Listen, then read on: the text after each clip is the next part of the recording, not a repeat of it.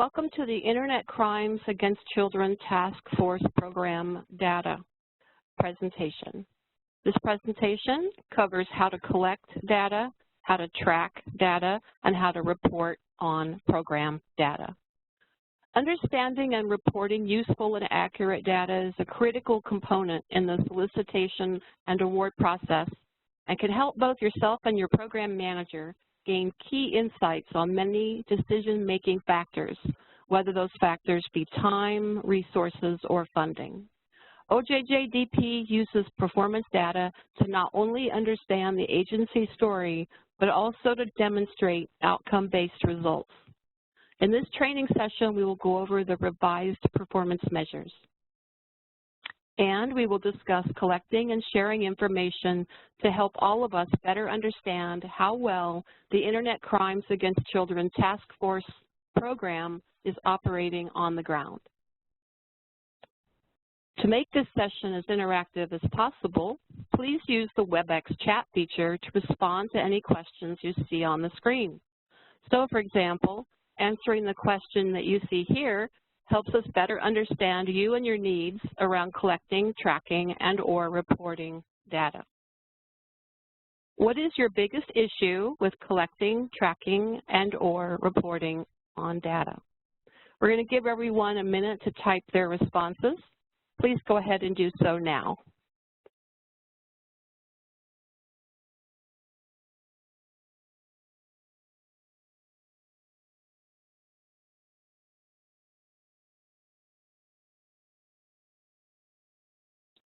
Stephen posts affiliates not taking it seriously.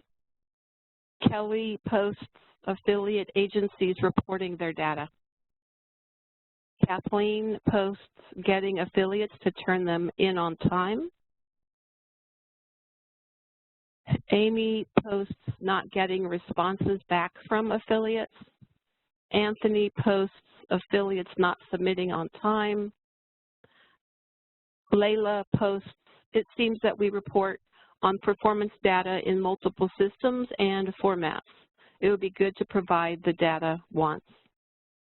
And Laura posts, sometimes affiliates do not coordinate with everyone from the agency, therefore the stats are not always accurate. And Jacqueline posts collecting data from affiliates on time. And Valerie posts in that we report for the task force the most challenging issue is getting all affiliates to submit on time. All right, thank you. Thank you, everyone. Good. Okay, Kelly posts, I agree with the multiple sites being difficult.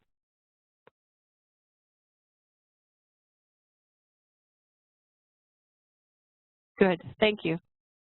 Okay. Moving to, Chris has posted getting affiliates to record and turn in on time and multiple platforms.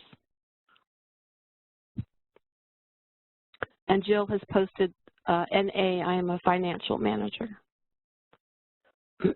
Thank you, everyone. Good, good.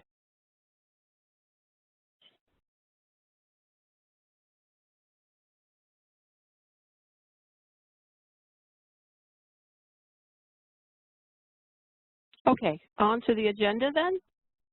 There's some very good issues. Thank you, everyone. The agenda for today includes the following program overview: performance measures, collecting and tracking data and best practices, reporting data and best practices, as well as reporting in a pandemic and what to do with personally identifiable information, also known as PII, will be presented today. Lastly, we will review key documents and resources. As we progress through the training, all websites mentioned during the training will be presented to you in chat and also provided to you in your copy of the presentation to be emailed to you later this week. The objectives for today include understanding what the performance measure updates are for your program, understanding the need for a data collection plan for the data you collect between July 2021 and December 2021 and report January 2022. Further, you will gain understanding of the performance measure reporting due dates. The due dates, as you know, are twice a year, July 30th and January 30th. And lastly, you will understand where to find supporting resources. Now, in the showcase sessions that we conducted last April, we talked about the newly updated performance measures as outlined in your solicitation or award and located at the OJJDP.ojp.gov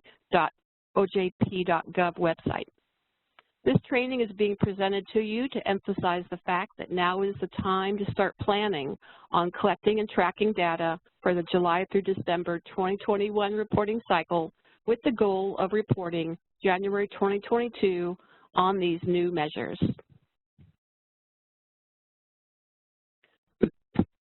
Let's remind ourselves of the performance measures process and then discuss the newly updated performance measures found in the Internet Crimes Against Children Task Force program.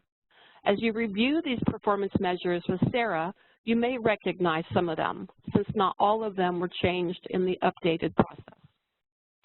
Sarah, I'll pass the microphone to you. Thank you, Rebecca. In the Special Victims and Violent Offenders Division, we have several programs. The program that we're talking about today is the ICAC Task Force program, which is part of the Special Victims and Violent Offenders Division. The intended result of the ICAC Task Force program is for children to be free from victimization and exploitation through multi-jurisdictional, multi-agency, collaborative investigations of technology-facilitated crimes and prevention activities.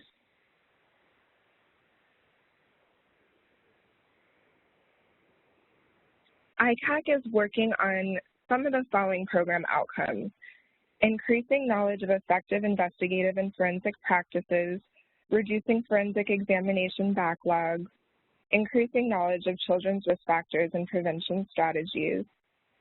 3 important things to keep in mind about the ICAC program include: which performance measures do grantees report on? They report on service delivery, program outputs, PTA, and program outcome measures.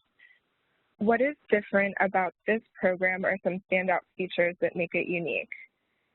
The program supports PTA for the field, so for example, training of veterans to become forensic analysts, and the development of innovative investigative tools and technologies. And who are the grant funds intended to help? Primarily child victims, task forces, law enforcement, and the community. The framework or logic model used to write the performance measures includes 4 components: inputs, activities, outputs, and outcomes. Inputs are program resources such as grant funding and award administration. Activities are actions that convert inputs to outputs and can be anything from identifying key personnel with access to crime and alcohol abuse data to establishing information sharing agreements.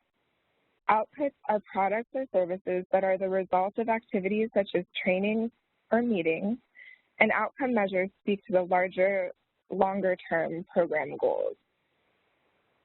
The newly updated performance measures will require changes in the way that you collect data, and that's actually why we're here today, to ensure that you understand that you will be reporting on the newly updated performance measures during the July through December 2021 period come January 30th of 2022, and that you have a plan in place to do so. The performance measures document the process the progress that you've made in accomplishing program goals and objectives by collecting data on grantee activities and services. Remember, regular reporting on performance measures outcomes establishes your program's growth. You can find your program's performance measures at the online location shown here on this slide.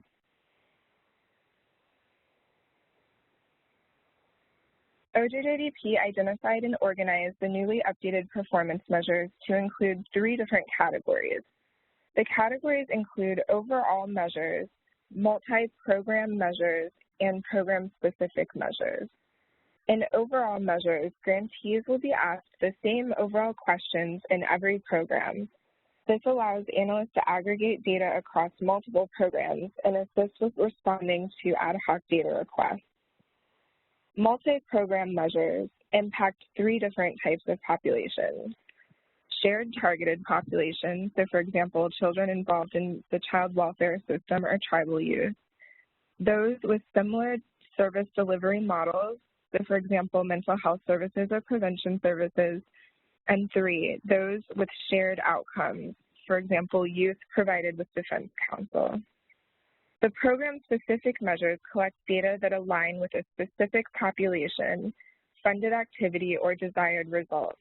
These measures help reflect the unique outputs and outcomes for each specific program and distinguishes them from other programs. Program-specific measures also help track the progress of individual programs over time.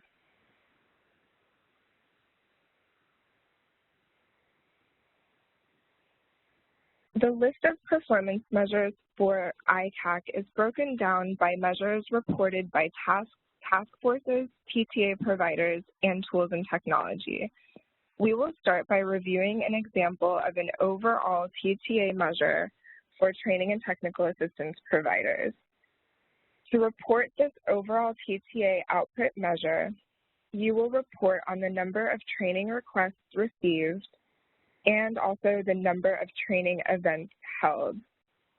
A training request is any formal or informal inquiries for learning activities, curriculum, and for a group of individuals or organizations. Training events are planned activities developed to help individuals apply knowledge, skills, and attitudes needed by a task, job, or organization. They can include both train the trainer and just training of individuals.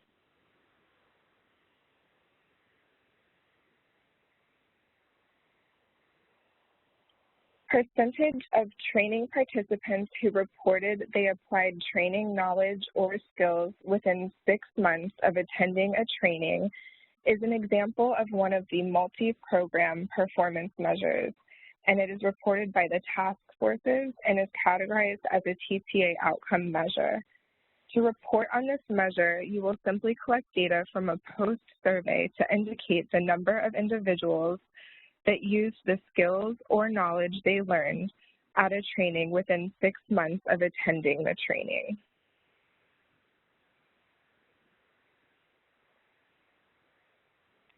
For this program-specific performance measure categorized as a service delivery measure and reported by the task forces, you will simply report the number of individuals served by a prevention activity. This includes activities that are strategies or outreach efforts that engage the community to promote child safety and internet safety.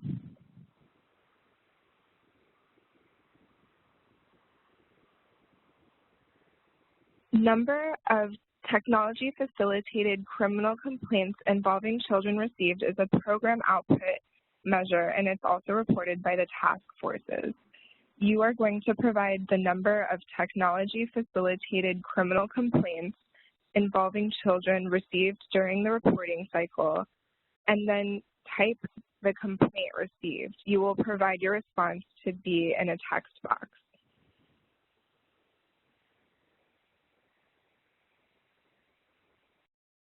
This program-specific output measure captures the number of cyber tips on technology-facilitated crimes against children received.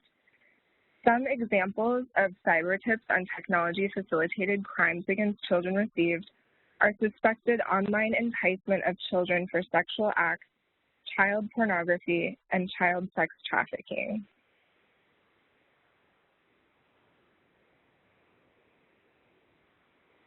This program-specific program output measure captures a simple count of the number of investigations of technology-facilitated crimes against children initiated during the reporting cycle.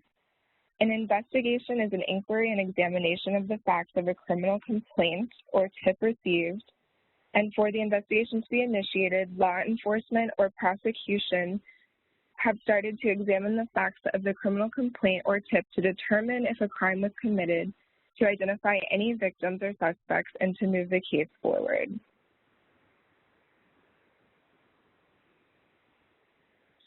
For the amount of investigative technical assistance provided to non-member law enforcement agencies, program-specific program output measure, you will provide number of technical assistance requests accepted from non-member law enforcement agencies, and also the number of technical assistance requests delivered to non-member law enforcement agencies by type.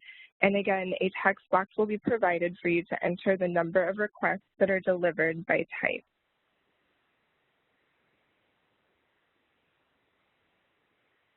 This program-specific outcome performance measure captures the number of cases of technology-facilitated crimes against children referred to a prosecutor for charging.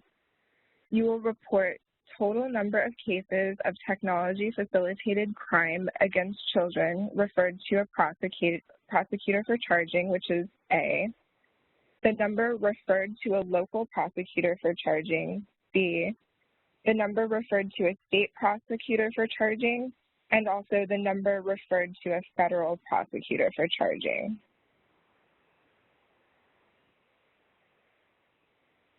The last program-specific program outcome measure that I'll be highlighting for the task forces is average number of days to process evidence for a case of technology-facilitated crime against a child.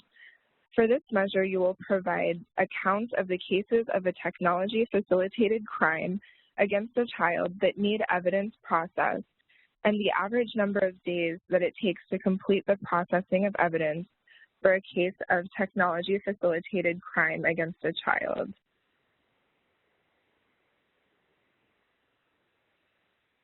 Percentage of organizations who implemented a new practice as a result of technical assistance is a program-specific TTA outcome measure that is reported by TTA providers. You will provide the number of organizations who received technical assistance and the number of organizations that implemented a new practice after receiving technical assistance. A practice is a general category of programs, strategies, or procedures that share similar characteristics about the issues they address and how they are addressed. The percentage is calculated by us by dividing A over B.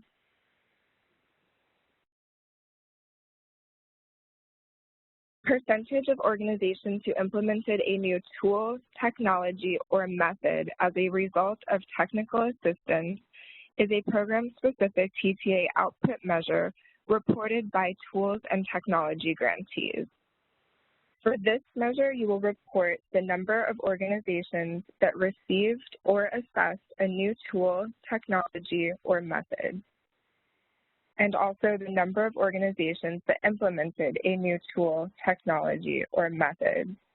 The percentage is calculated by us by dividing B over A.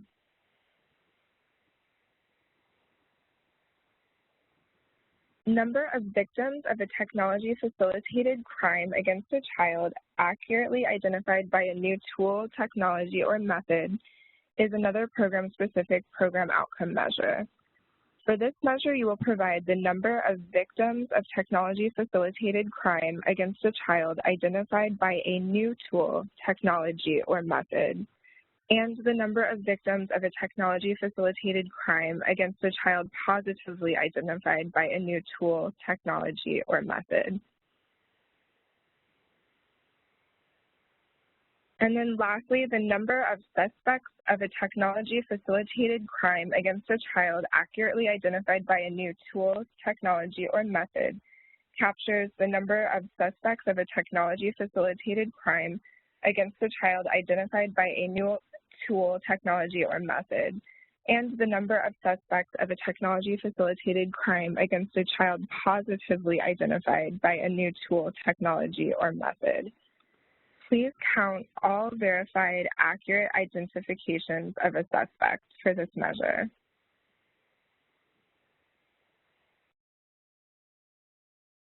Now we're going to go over some of the data collection barriers. Some of the barriers may include data privacy laws.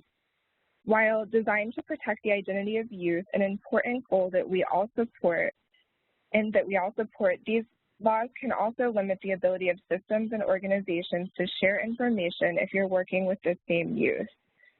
transient populations. Youth and families involved in the justice system tend to move around, and it can be pretty hard to have up-to-date contact information to follow up with them 6 to 12 months after leaving a program or system. Another example is tracking system. You may not have an internal data collection system in place, people to do the data entry, or someone who can follow up with youth, their families, or other organizations. Data matching. Programs and systems may have different information for the same youth, different addresses and phone numbers, which can pose difficulties with determining if the information refers to the same youth. Data collection solutions should focus on sharing data across systems and organizations, gathering information from youth and their families. And to share data across systems or organizations, you usually need some type of formal agreement or partnership to get around data privacy laws, such as memorandums of agreement, parental consent forms, or court orders to share information. Some jurisdictions are able to have shared data systems. Many awards support the development of task forces or coalitions. One of the items these groups can work on is the establishment of MOAs or processes to share information. To collect individual data, you need to contact the youth or their family directly. We suggest treating the follow-up contacts less about collecting the formal data that you need and weaving in your questions as part of a general check-in with the youth and or their family to see how they're doing. To collect the information on whether a youth commits an offense or a new offense, if you don't have a formal arrangement with your local law enforcement agency, collecting the information directly from a youth or their family is an okay alternative. Lastly, the Models for Change Information Toolkit has some additional information and examples from jurisdictions, along with sample documents. If available with your grant, the training and technical assistance provider can also help you with conducting a data sharing analysis, developing MOUs or MOAs, consent forms, or other processes. And now I will pass it back to Rebecca. Thank you, Sarah. Now that you have reviewed the newly updated performance measures, I have just a quick scenario for you. Brenda Soka, she is a new grantee, and she's just received these newly updated performance measures. She's attended the learning event, and she's sitting at her desk wondering how to get started. What would you do to recommend that Ms. Soka, how should she prepare for data collection in the July through December 2021 period? So here is Ms. Soka. She's at her desk. What would you recommend she do to get started? Go ahead and put your responses in chat. And we'll give everyone a minute to do that.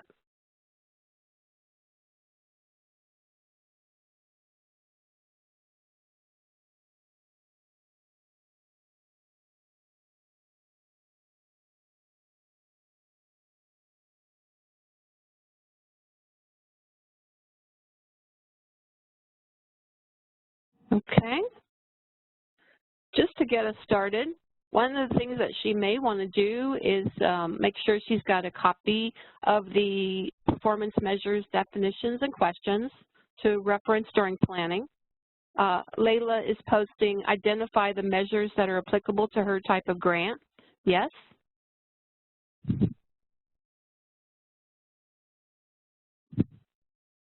Once she's identified them, she may want to determine which ones have been updated and which ones are not updated. If these are not updated measures, she can use a similar process to collect data on these measures, as she may have done in the past. Laura is posting, create a system to keep data organized. Yes. Determine who will be responsible for capturing and tracking the data, and who will be responsible for reporting the data into JustGrants in January of 2022.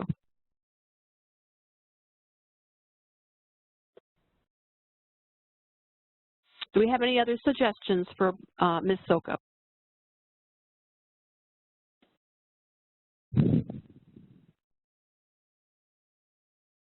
And we understand that each program may have unique or slightly different approaches to data collection and reporting, so determining what works best for your program is always, of course, a good idea as well. Valerie has a recommendation. Identify the stakeholders, review the performance measures, identify a method of capturing necessary data, determine who will be doing the actual reporting. Very comprehensive. Thank you, Valerie. Okay, all right, moving on. We'll now review several best practices while collecting and tracking data. Creating a data collection plan requires a good deal of pre-planning and preparation. When creating a data collection plan, best practices often include locating the performance measure for your program, identifying each question that needs to be answered, creating a plan to identify when and how you will collect that data, and identifying the tool or instrument used to answer the questions. Has the tool been validated or used before? There are several best practices you can implement when collecting data for the upcoming reporting cycle. You want to be proactive in your approach, designating staff for the coordination of the performance measure data collection process. You want to review the progress reporting questionnaire before entering data. You want to ensure that designated staff participate in trainings.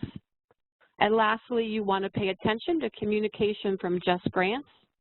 And if applicable, review, edit, and validate data with subrecipients before reporting.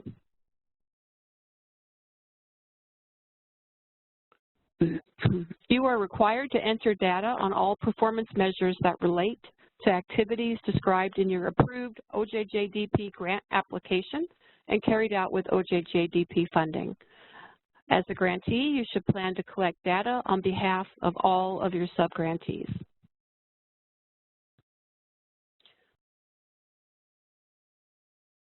Some things to think about as you plan to collect and track data include timelines and resources.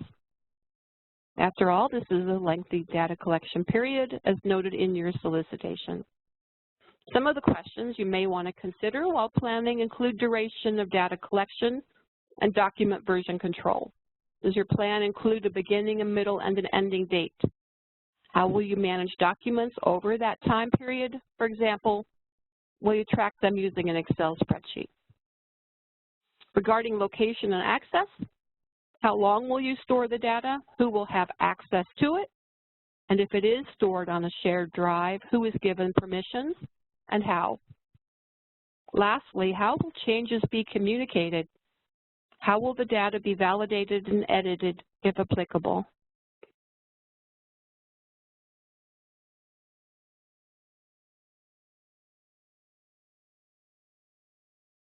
We'll now review several best practices during reporting.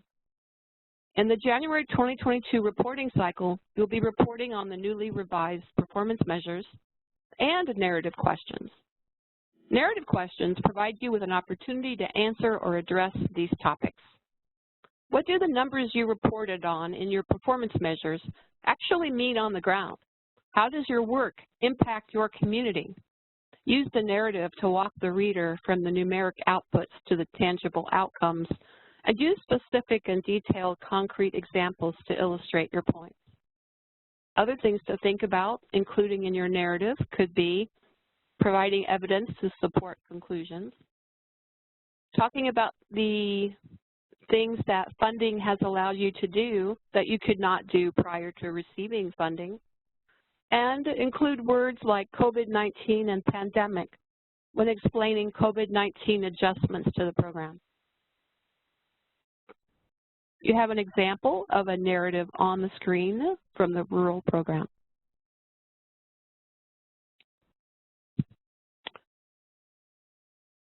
Let's discuss best practices for reporting. Common issues arise since you are required to respond to every question. When reporting zeros, if a measure does not apply, you can enter a 0 value and then add an explanation by selecting the comments field. A brief description, such as we are still in our planning period, or there was no activity during the reporting cycle, are acceptable responses in JustGrants. Avoiding duplications in count can be very challenging as well. Having more than one person review the data, for example, a program manager at a site visit, can help ensure duplicate data does not exist in your reporting. And as you know, reporting is award-based. Another best practice when trying to not duplicate data is to spend down funds and create a final report of activities you performed for the oldest award first before beginning to enter data and reporting on another award. If this is not possible, prorate your quantitative data according to the amount of each award in those instances where you would have a multiple award. You want to contact JustGrants with any concerns related to error messages found in JustGrants. You can save your data and resume data entry at a later point in time in JustGrants. For more information such as this, please visit the video using the link provided on the screen. Also, you may want to contact the PMT Helpdesk for any questions related to progress reporting or reporting on the newly updated performance measures. You're encouraged to reach out to your program manager with questions or concerns. Some grantees may have funding from other awards, as previously mentioned. A service should be reported under one program or the other. The same service cannot be reported under multiple programs. If you have difficulty tracking services for each specific award, work with OJJDP program managers to identify an appropriate method for prorating all services to allocate numbers to each award.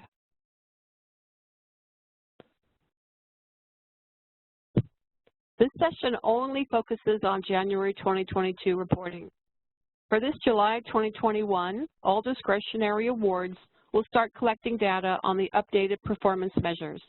You will be reporting on the activities that occurred between July and December 2021 in January 2022.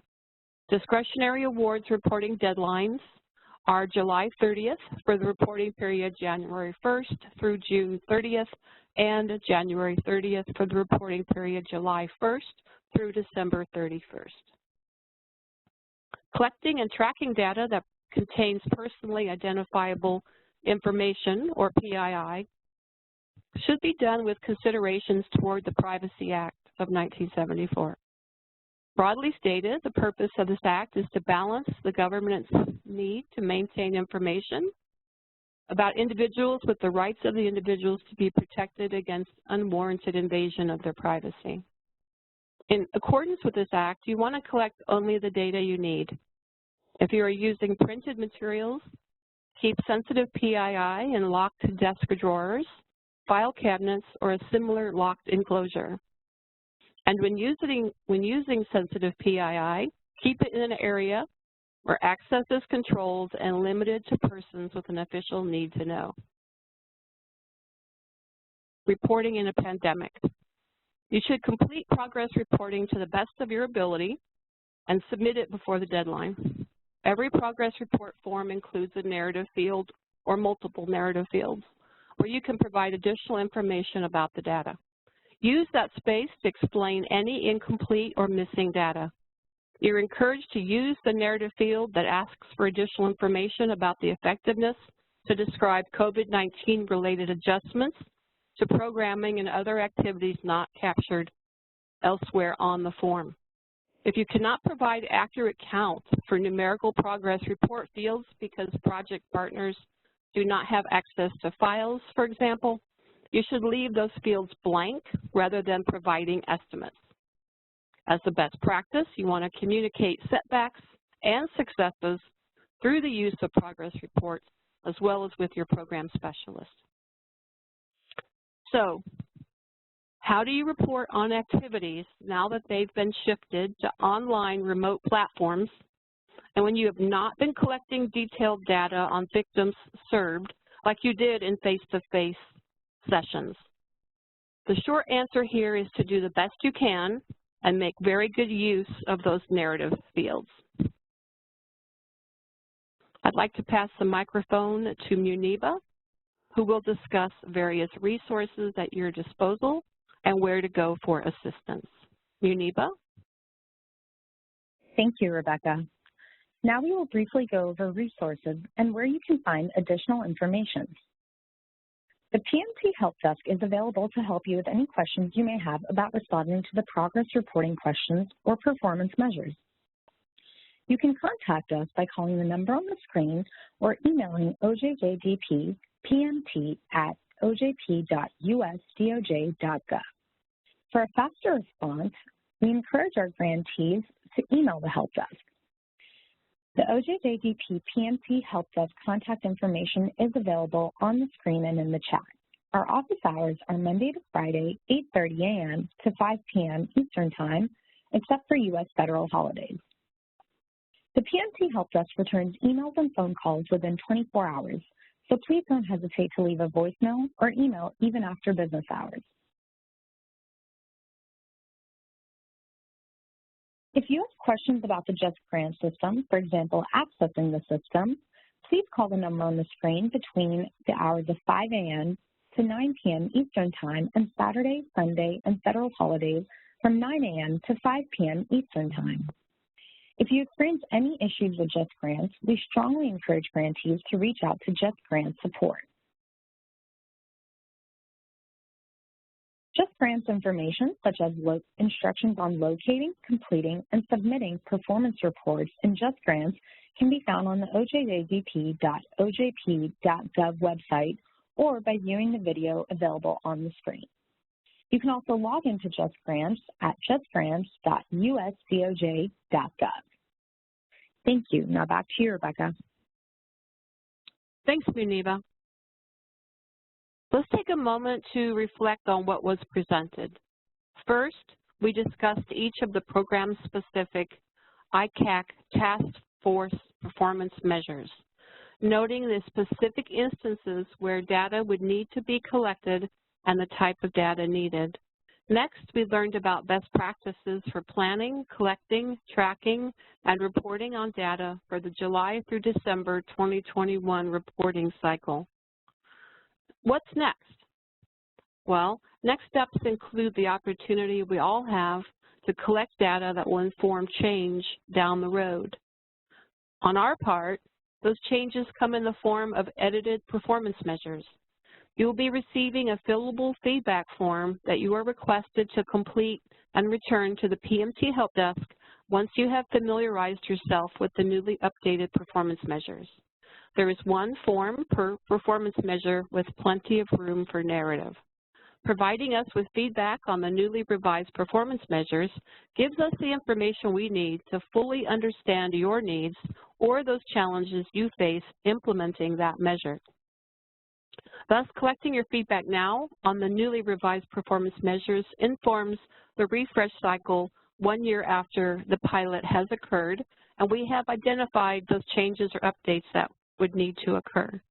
For now, no planned changes to the performance measures are being considered, and we would request that you do not make any changes to any of the documents posted online or provided in training sessions. And that concludes today's session.